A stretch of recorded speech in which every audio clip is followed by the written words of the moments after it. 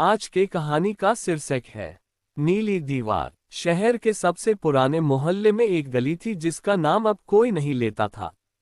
नाम था काली कोठी वाली गली।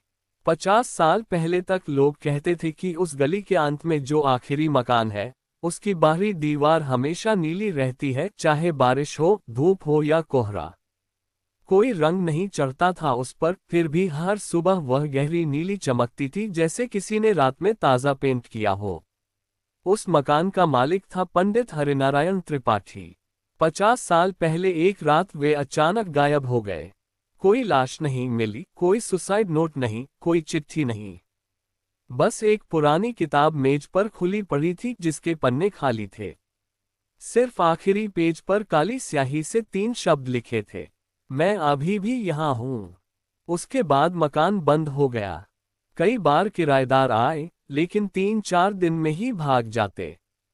कोई कहता रात को कोई मेरे नाम से पुकारता है, कोई कहता आईने में मेरा चेहरा नहीं, किसी और का दिखता है। 2025 की सर्दियों में इस कहानी में नया मोड़ तब आया जब शहर में एक 27 साल की लड़की आई, आराधना। वह एक स्वतंत्र पत्रकार थी जो अनसुलझे रहस्य नामक यूट्यूब चैनल चलाती थी। उसका चैनल ज्यादा मशहूर नहीं था, लेकिन उसकी जिद बहुत मजबूत थी। आराधना ने फैसला किया कि वह काली कोठी वाली गली में रात बिताएगी, अंदर तक जाएगी, रिकॉर्डिंग करेगी और सच सामने लाएगी। पहली रात जब वह मकान के मुख्य द्वार पर पहुंची तो ताला जंग खाकर टूट चुका था। अंदर घुसते ही तेज सड़े हुए फूलों की गंध आए। हॉल में एक पुरानी तस्वीर टंगी थी, पंडित हरिनारायण की, लेकिन तस्वीर में उनकी आंखें, वे आराधना को देख रही थीं, जैसे हर कदम पर फॉलो कर रही हो। वह ऊपर गई। दूसरी मंजिल पर एक कमरा था जिसका दरवाजा हमेशा बंद रहता था, ऐसा लोगों ने बताया था। लेकिन जब आराधना ने हाथ लगाया तो दरवाजा अपने आप खुल गया। अंदर एक बहुत बड़ी दीवार थी, पूरी नीली, और उस नीली दीवार पर सैकड़ों नाम लिखे थे। सभी नाम अलग अलग हाथों से लिखे गए लगते थे। कुछ नाम बहुत पुराने थे, लिपि देवनागरी की प्राचीन शैली में। कुछ नाम नए बॉलपेन से लिखे। आराधना ने अपना फोन निकाला और रिकॉर्डिंग शुरू की। हेलो दोस्तों, मैं आराधना हूँ। आज हम काली कोठी के अंदर हैं, और यहाँ एक नीली दीवार है जिस पर, रुकिए, ये सब नाम। उसने एक एक नाम पढ़ना शुरू किया। पहला नाम रामदास 1943, दूसरा सुशीला 1957, तीसरा विनोद 1982। जैसे जैसे वह नाम पढ़ रही थी, कमरे का तापमान घटने लगा। उसकी सांसें सफेद धुंध बनकर निकलने लगीं। अचानक उसका ध्यान एक नाम पर गया जो बिल्कुल ताज़ा लग रहा था, स्याही अभी गीली थी। आराधना 2025। उसके हाथ से फोन गिर गया। कैमरा नीचे गिरकर नीली दीवार की तरफ मुड़ गया, और फोन में रिकॉर्डिंग चलती रही। दूसरी रात आराधना भागी नहीं। वह समझ चुकी थी कि यह कोई साधारण भूत प्रेत की कहानी नहीं है। यहाँ कोई नियम है, कोई पैटर्न है। उसने पुरानी डायरी खोजी जो हरिनारायण की थी। पन्नों पर सिर्फ एक ही बात बार बार लिखी थी, जो नाम लिख देता है वह हमेशा के लिए इस दीवार का हिस्सा बन जाता है। लेकिन नाम लिखने वाला कोई और होता है। मैंने कभी नाम नहीं लिखा, फिर भी मेरा नाम यहाँ है। आराधना को समझ आया, ये दीवार नाम नहीं लिखती, ये नाम चुराती है। तीसरी रात आराधना ने एक प्रयोग किया। उसने दीवार पर एक कागज चिपकाया और उस पर लिखा, मेरा नाम मत छीनना, मैं वादा करती हूँ मैं तुम्हें आज़ाद करूँगी। फिर वह कमरे से बाहर निकल गई और सीढ़ियों पर बैठकर इंतजार करने लगी।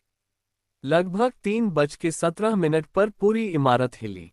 नीचे से किसी की चीख आई, लेकिन चीख नहीं, जैसे हजारों आवाजें एक साथ गूंजी हों।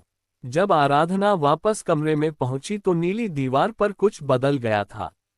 उसका नाम गायब था। उसकी जगह एक नया वाक्य लिखा था, बहुत छोटे अक्षरों में, तो अब तू मेरी जगह लेगी। चौथी रात आराधना अब डर नहीं रही थी, वह गुस्से में थी। उसने एक पुराना तांबे का लोटा लिया जो मकान में पड़ा था। उसमें पानी भरा और नीली दीवार पर छिड़का। पानी की हर बूंद जहां गिरी, वहां से नीला रंग उखड़ने लगा। जैसे कोई पेंट नहीं, जैसे जीवित चमड़ी हो। धीरे धीरे नीला रंग उतरने लगा और उसके नीचे एक और दीवार दिखी, काली। और काली दीवार पर एक ही नाम बार बार लिखा था, हरिनारायण। हजारों बार, कभी लाल, कभी काला, कभी सफेद, कभी खून से। आराधना समझ गई, ये हरिनारायण ही था। वह खुद को बार बार लिख रहा था ताकि वह कभी गायब न हो। लेकिन हर बार लिखने से वह और गहराई में चला गया था। अब वह दीवार बन चुका था। 5वीं और आखिरी रात, आराधना ने आखिरी फैसला लिया।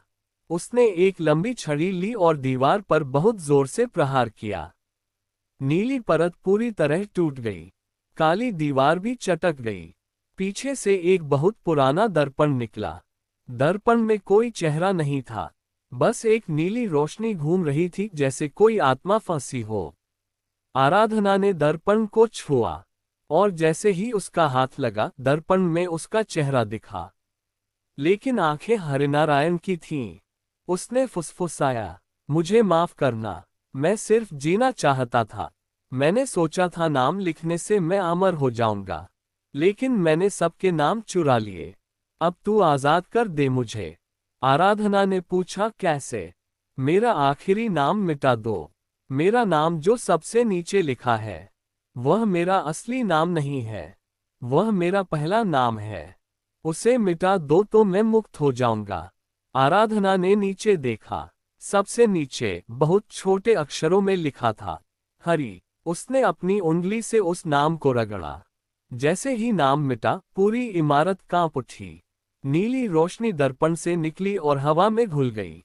सुबह हुई। मकान अब साधारण पुराना मकान लग रहा था। कोई नीली दीवार नहीं, कोई नाम नहीं। आराधना बाहर निकली। उसका चैनल अब भी चल रहा था, लेकिन उसने उस वीडियो को कभी अपलोड नहीं किया, क्योंकि उस वीडियो के आखिरी सेकंड में, जब कैमरा नीचे पड़ा था, एक आवाज रिकॉर्ड हुई थी। आवाज बहुत धीमी थी, लेकिन साफ सुनाई दे रही थी। अब तेरा नाम भी मेरे पास है। जब तुझे याद आएगा, तब मैं वापस आऊंगा।